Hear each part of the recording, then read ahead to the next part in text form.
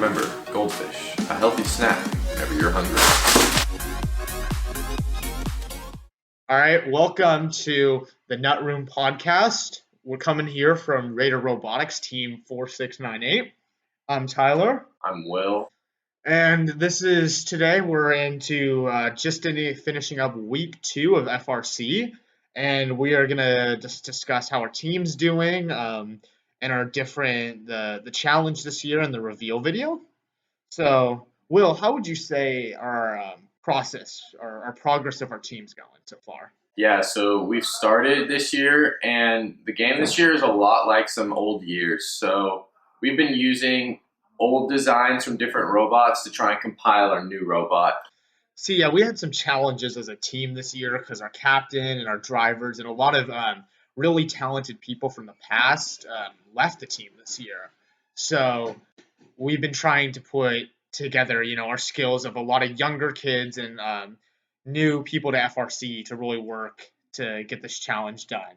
And yeah, like Will said, it's helpful to look at teams like years like 2016 where you had a shooter with the wiffle balls, or 2012 where we had the basketball shooting game. So it's nice to go back to a shooter. Yeah, we've really tried. That 2012 game is a lot like this year. We've really tried to copy that and just optimize our intake to make it a little bit better for the 7-inch game balls this year, and we'll go over all of that later. And I think another robot we've really been looking at is 254 Cheesy Poo Spot from 2012. It has a really nice intake that's as wide as the robot bumpers, so you can really suck up the balls. But then it has a nice cannon too that's adjustable by it uses a pneumatic piston that adjusts the angle of shooting. So back then they had actually 3 goals they could shoot for, a higher one and lower ones. It's very similar to this year with the high-low goal.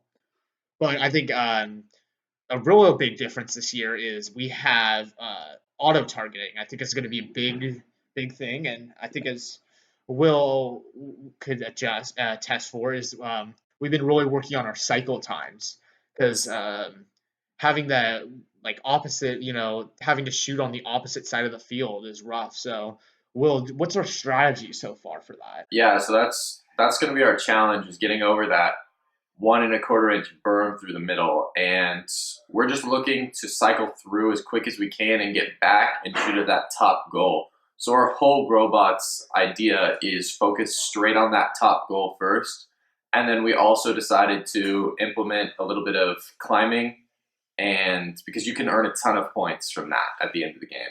And I think another thing we've really been realizing is an importance. Like last year with last year's game, you had that vision system in the beginning that you could use, and that was a great introduction to this year where you really need a fantastic vision system because yes, you can see across the field and you can look, you can always see a robot, but there is that large structure, the climb. What do they call it? It's the shield generator. Yeah, the shield generator is rather large, and you might be able to see a robot, but it's not going to be a great view at all times. So you really need that excellent vision system.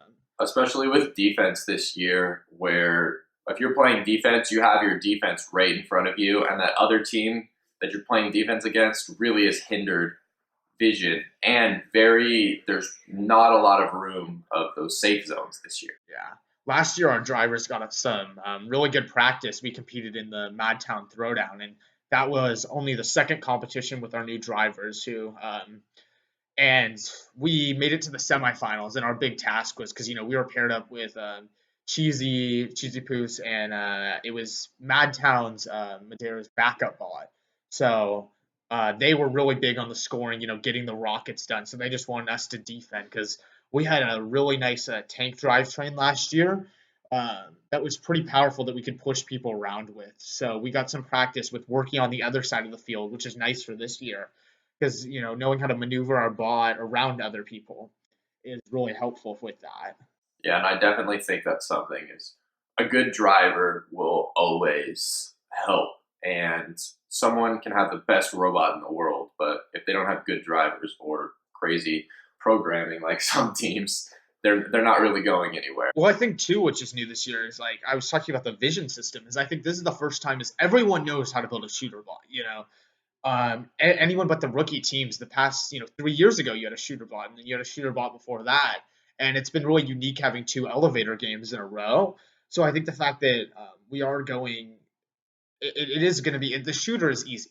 That's not going to be an issue. Building the actual robot, we have a design already, but I think the big challenge is having programming that works where you can consistently get up in that high goal and always make your shots.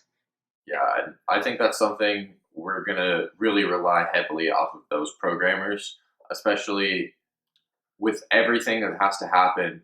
It's going to be a lot on the programmers, but I think they're totally ready for this, and they're really amazing. I could never do anything like what they. Yeah, I think the other issue we have too is you have that high goal, and for the first time, you have a goal within a goal. As far as I know, I don't think we've ever had that where you got to get that first target, and then there's that smaller target in the inside. And I think the other challenge with that is there's no reflective tape around there, so there's nothing for the limelight to really catch on to. So I think what our programmers are going to have to dial in is get that initial target, that hexagon there, and if they can lock that on, get the center and shoot for that center, because that's a big difference. 2 points versus 3 each time, that really adds up. And if you can get that consistently, you're looking at an extra 10, 15 points a match versus just hitting that regular high goal. Yeah, well, what about that the shield generator where you have the generator switch or whatever it's called? I'm not really Oh, the climb in the end, where you have to work on balancing it in between two of them, and then getting a proper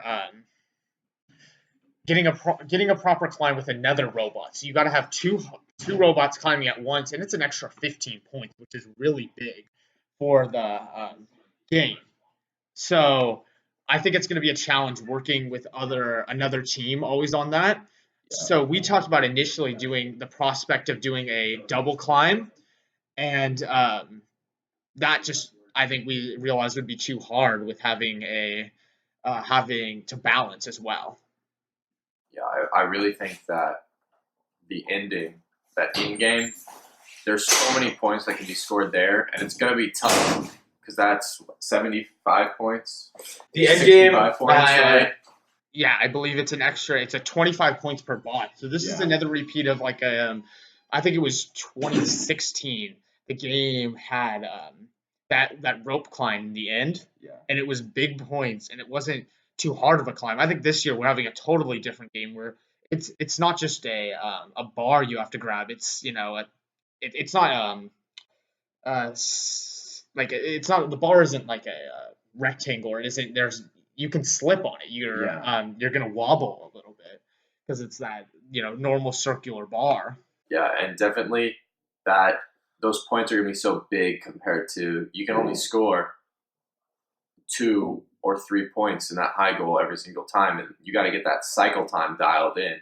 So those 65 points, if you can balance at the end game, is definitely going to be something big. And then I think another point of conflict is going to be where you have those better, larger teams who can want to keep going up to 10, 15 seconds left. They're going to keep their cycle going, keep shooting, and then they have that dialed-in climb where they just go autonomously hook up and go up. Versus you have some smaller teams who have to manually do their climb, and I think there you're going to have some issues where there's going to be a team trying to climb and then there's another team who's going to want to keep going, and you're going to have to dial that in right where there's going to be a lot of communication between teams where if one still wants to keep scoring, that's going to cause some issues because it's a lot harder to climb because I think it goes from 3 feet standardy to it can go up to 5 if it's all the way raised. It's like a 3 feet difference between that bottom and the top, and especially since you can only drive through your zone.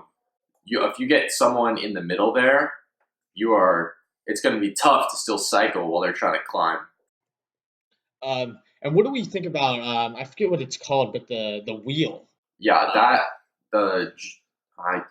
can't remember the name. We'll probably put it somewhere. But yeah, that's just going to be control panel. The control panel. That's just going to be so tough. Well, I don't think in the first couple weeks of FRC, I don't think even the big teams, I don't even think maybe Citrus or Madeira or maybe 973 or 971. I don't even know if they'll be able to pull that off because you have to get 49 points in the high goal, which is collective. So if you do have good alliance partners, it's definitely doable. Then you have to go over and get the wheel right, which I don't think it's hard. We have already programmed a color sensor just in case we want to make that addition to our bot. But right now we're planning on just focusing on our goals and our climb because the issue with doing the color sensor is that it's another component that adds at least, we're talking 15 pounds because you have to have a motor that lifts up something to spin it. Yeah, but that's just like to really get that, it's going to take a lot. And I feel like this year, especially, is going to be really, really reliant on those alliances and who you get. Yeah, because you need people you can trust. Because in the finals, of course, you can tell them, all right, I want you to play defense here, or I want you to be going for this. But I think in the actual games, we're going to need the qualifiers. You're going to need a lot of communication amongst people and be able to compromise because you're not always going to be able to do what you want. Because if you're not working together, you're not going to be a successful team. Yeah. Like, especially last year, like teams could just go build the rocket all by themselves and they could win. This year, there's nothing really like that where you can put everything in and you can go win a match on your own. And then the other thing is, if you guys don't climb right simultaneously or something, if there's an issue there, you can easily go, one bot, it's only 25 points. You can easily go from, if you have two bots and you're balanced, so you have, less than 8 degrees of tilt, that's what, 65 points if you have two bots up there? Yeah, so that's a 40-point difference. And you have to make... That's a match, Yeah. Like, Yeah, definitely. last year we saw very close matches. Like, we lost one at Madtown Throwdown by, 1 point or something? Yeah, I think it was like one little thing and we would have been moving on. So you guys are in here. No, because you're talking about where Neil went. Noah, And I was like, where are Tyler and Will? we're trying to film in here. Yeah. Please leave. Okay, back to it. Yeah, so, we're over here in the nut room. So we get visitors occasionally. So yeah, the whole idea, we're gonna call this the nut room because this is our it's kind of a storage space. We have some old lockers in here where some of the engineering classes keep their stuff. We keep all our sorts of stuff. So Bolts and like nuts in here. That's where it gets its namesake. we get the visitors every once in a while. We built ourselves a nice little recording sign to hope people would stay out. And we're supposed to have our producer Toby supposed to be in here, but not sure where he is. And he was supposed to keep the people out. I don't know if you saw, but our driver Trevor, he came in and came for a visit. So it makes it interesting in here having it. But Yeah, I know we're in the middle of making stuff, so that's why they're all in and out. I think I saw some people working on the intake over there. making Yeah. prototypes. we're finishing up right now in week 2. We're finishing up our prototypes. I think we have our idea for our bot, how we want to do the shooter or how we want to do the climb. It's those minor details that whether or not how we want to intake balls. We have a couple ideas, but what do we want to nail in on? And then another issue we have this year is you can't have anything project out from the robot base more than 12 inches. Yeah. So you only have about a foot there, which is That's exactly a foot. yeah. Not But a foot. about so I don't know what it's been in years past. This is both of ours first year in FRC. We've been surrounded about it. It's a big part of our culture at our school ever since we won our first regional 2 years ago. Yeah. But I think it's going to be interesting. Yeah, and so we're both parts of the media team, and we decided to do this little podcast, help talk about our robot, really get us out there, get some more community involvement online. We're really good with ourselves going out. We go to middle schools, and we really help out, try and spread FRC to kids because we love it here, and it's really a great culture. All right. Thank you for tuning into the Nut Room for today. We'll be back later this week talking about more about the FRC, our build. Maybe we'll spy on what some other teams are doing. Who knows?